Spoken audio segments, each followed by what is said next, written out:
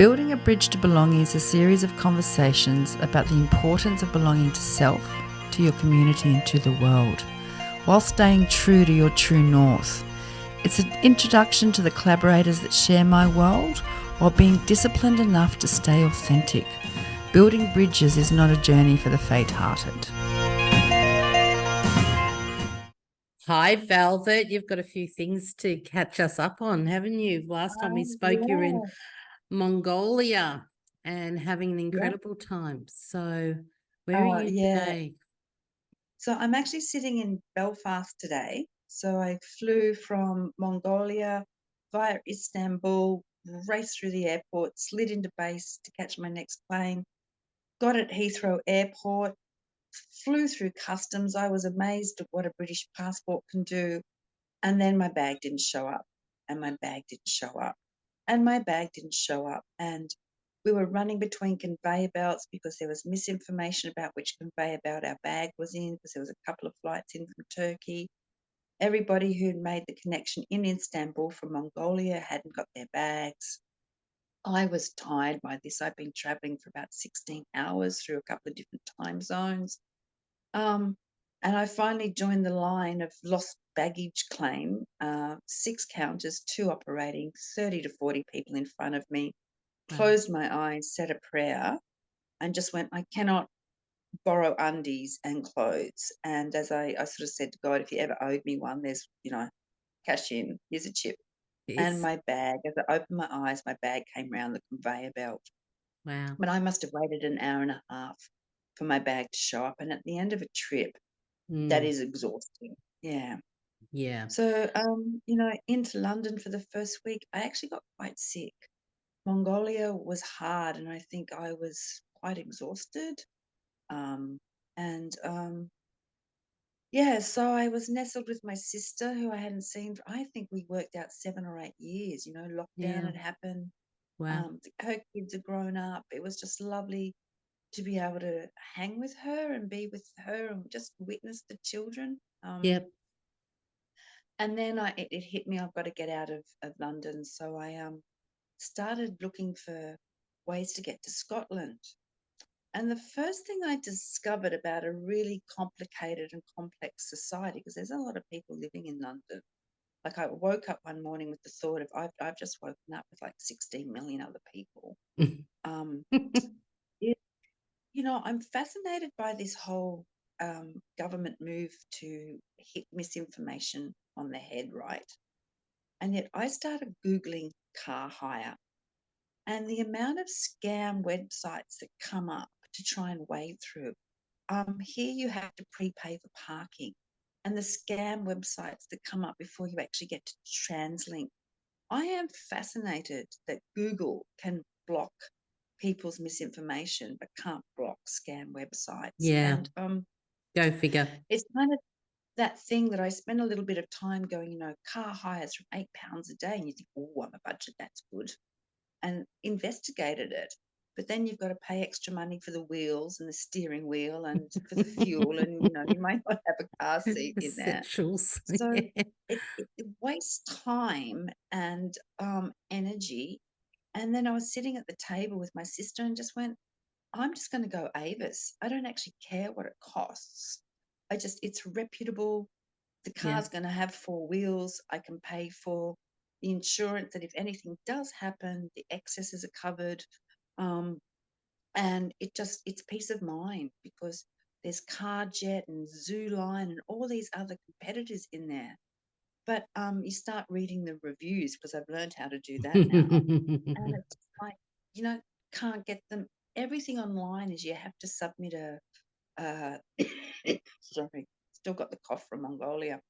Have to submit an online chat box to get help, and they don't get back to you for 48 hours. And holy dooly, this bullshit online stuff that's meant to make life easier is actually a nightmare. So what did you do? Just go down the street to an agency and do face-to-face? No, I got online and booked a car through Avis, and that's what I've done in Belfast too. Or when in UK, I've hired a car in Ireland for 21 days.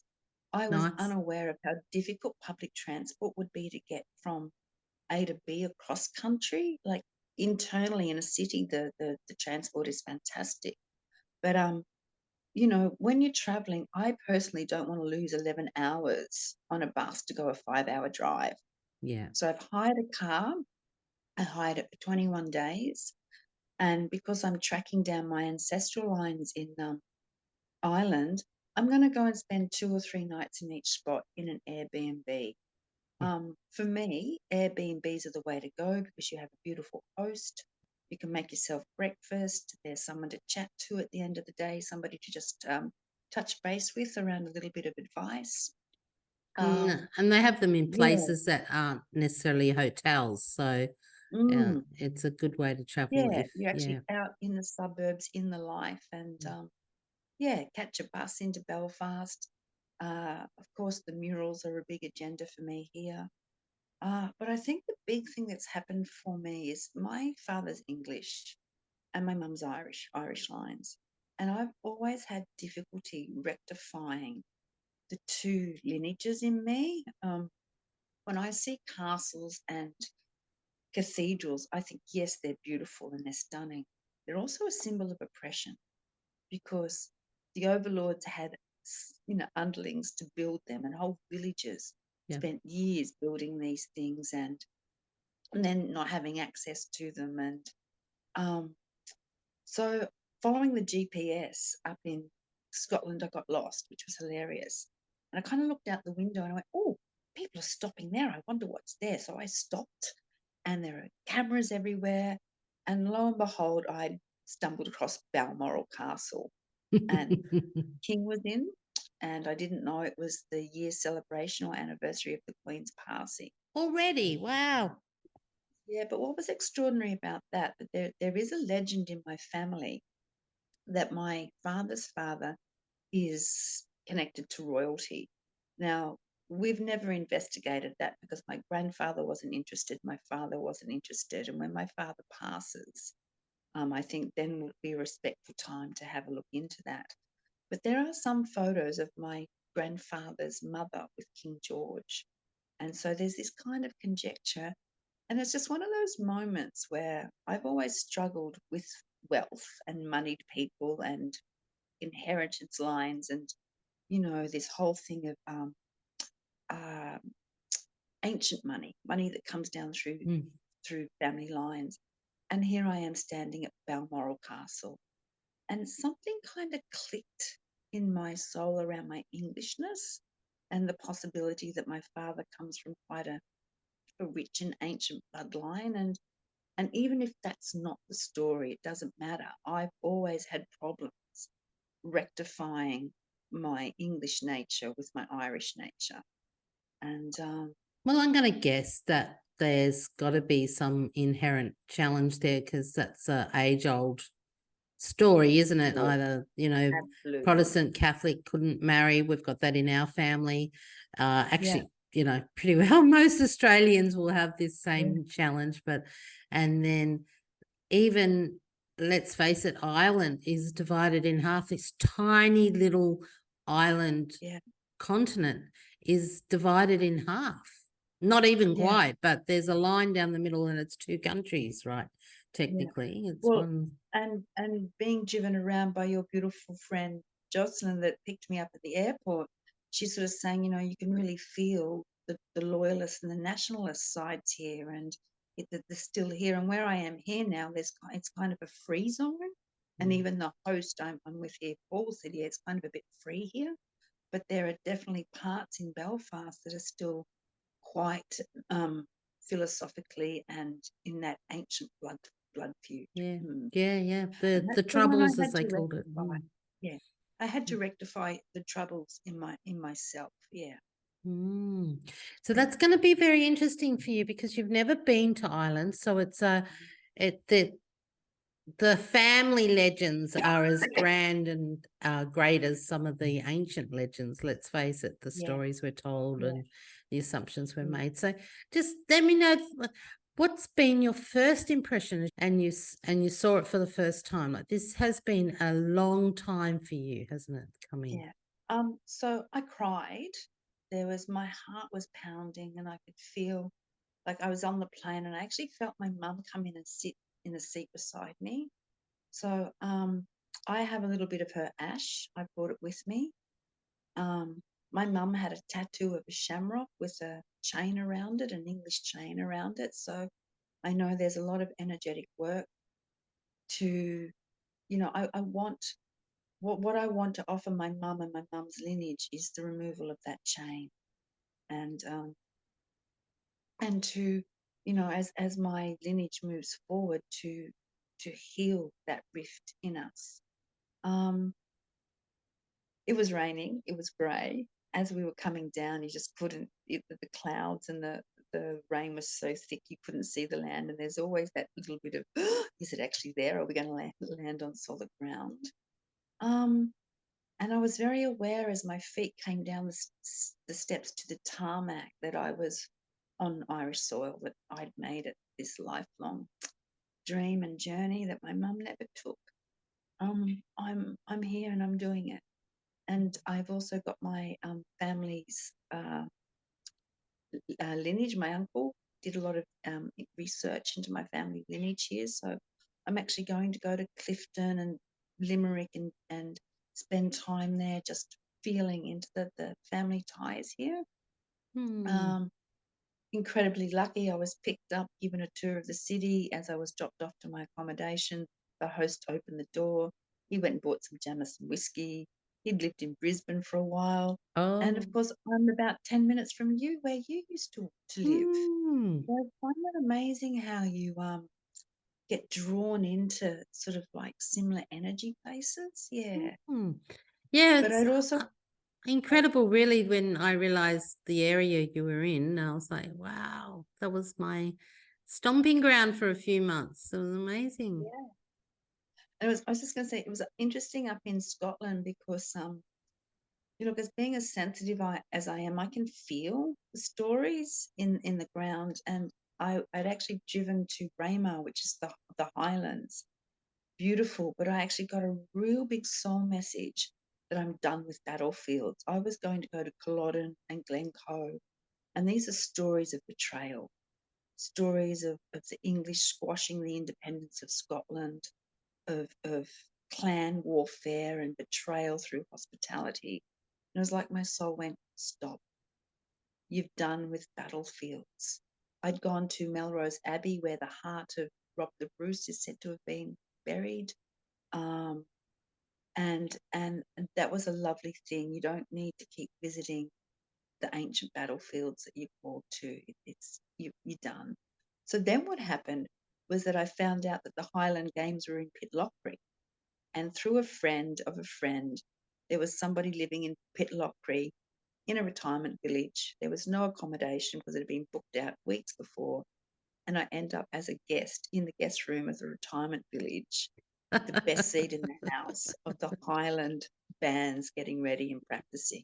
Wow. So that's the way it goes. I think when you listen to soul and you get those little whispers that I'm done with battles, I'm done with the troubles, my soul feels better. The story, particularly of the Irish story that my mum carried and I very much inherited, I feel like it's been put down.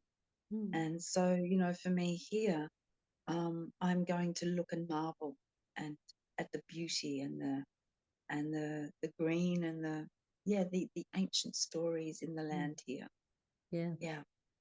Fantastic. So you've got your genealogy with you, so you can Yes. literally trace, you could almost stand on the cobblestones at your great-great-grandmother, or, whatever Yeah. story you find. So that's exciting, the unknownness of that as well. What's in 21 days? This is all Ireland, 21 days? 21 days, yes, all Yeah. Ireland. Wow. So what else are you doing? You must have some Yeah. things So booked I've in. got 3 days in Belfast, and then I travel to Derry to a beautiful woman, Genevieve McGuinness, and I'm going to do a soul retreat with her and do some really big energetic work. From Derry, that's where I've hired the car. And there are a few women that I've met online, Irish women who do women's work. And I've put out a message that I'm here and can I come and meet you for a cup of tea? One of them's a psychic medium, I've then got Jennifer down in Kerry. She lives in at a place called Waterville, which is St. Michael Skellig down there, and she does a lot of ceremonial and ritual work and is really onto that dragon lineage. And then over to Limerick, where a friend has said, look, I've got a friend there, and she's reached out. Of course, I want to go to the Wicklow Mountains and see Glendalough and some of the ancient woods there, wander back up through into, so return the car to Derry and then get by Giant's Causeway and the Hill of Tara, and then probably catch a bus back to Dublin, because I think Dublin is a bit like London. It would be mad to try and drive around there. But, catch a bus back to Dublin, do 3 or 4 days in Dublin and fly out of Dublin end of October. Yeah. And, I'm aware Morocco's had an earthquake, and the plan was then to sort of work for a couple of months and go to Turkey, Morocco. But I think Ireland might be, I think I might be done by then, Mel, because the other thing that I've actually found, traveling on my own is exhausting. It's not having that friend to bump into when I get in a little bit of a locked position like the suitcase. It wasn't until my friend Sarah said, just drop it. You can buy stuff. Oh, yeah. And another friend sort of said to me, if it's really mongrel weather, just move on. Yeah. Oh, yeah. Yeah. I can get quite stuck in the way I think things should be. Yeah. But my beautiful friend Sarah took me to Exmoor. So I've been to Somerset, I've been to Cornwall, I've been to St. Michael's Mount. She bought me a ticket to the Menarche Theatre, and I saw Threepenny Opera in Tell a me theatre about that, because I it was was so surprised when you sent me that that you were there.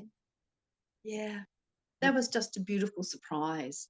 I didn't know we were even going, and I'm sitting in this theatre on grass with the sea as the backdrop, and I was just thinking, wow. We had a safari tent down in Cornwall, went to the beach, went to the pub. And I think, too, it was really good to get out of London and Scotland and stay in one place for 3 nights, because I had been moving all the time and I needed a little bit of space to process. And yeah, so And stayed London with is like a some whole different place. Like for me, my memory was like there was England, the England you imagine, with the pastures and the rolling hills and the lovely, stone buildings and things. And then there's London, and London is just like this. I don't just remember because it's so many stories, all the buildings, you hardly see the sun. I remember that. And so it's very, very grey, not because of the stonework everywhere, there's that as well, but the sun doesn't penetrate through to the city. Yeah. So, I found that really oppressive. Yeah. So that's my little story. The sun's out in Belfast today. I've done prayers to the weather god saying, please just look after me. I want to walk into Belfast, see if I can catch a black and white cab tour of the murals. The murals, yeah. what's that? So there are a lot of murals in Ireland, either supporting the nationalists or the loyalists, and the troubles are there. I think I'm going to book a walking tour tomorrow. Yeah. And I think that would be fantastic to do, and just to explore and be curious, not to, my mum's family we had sides when I was growing up, so I just would like to see the story as a witness, not as a participant in the story. Yeah, I think that's a really great approach to because at the heart of it, Ireland is just that. It's that's just the storyline of the contemporary days. The actual the gentleness and the crack, as they say, the laughs you'll have, I suspect, along your way. That's that quintessential Irishness. No matter what badge you wear, whether it's the green or the orange, it's still, oh, look, I've got orange in my hair and green in my ears. There you go. I didn't even mean to do that. So, yeah, I think please have a Guinness for me at the Crown if you're going past. Okay. Yeah. It's a very famous pub in the middle of Belfast. Yes, the murals are incredible, and yeah, be prepared to have some tissues because they're pretty full Yeah. on Yeah. when you I've think just about the had some. stories between the lines. Yeah. So Yeah. well, great to catch up. Thank you for Thank finding you. some time on your journey. We'll catch up again soon. All right, darling. Thank you so much for your time.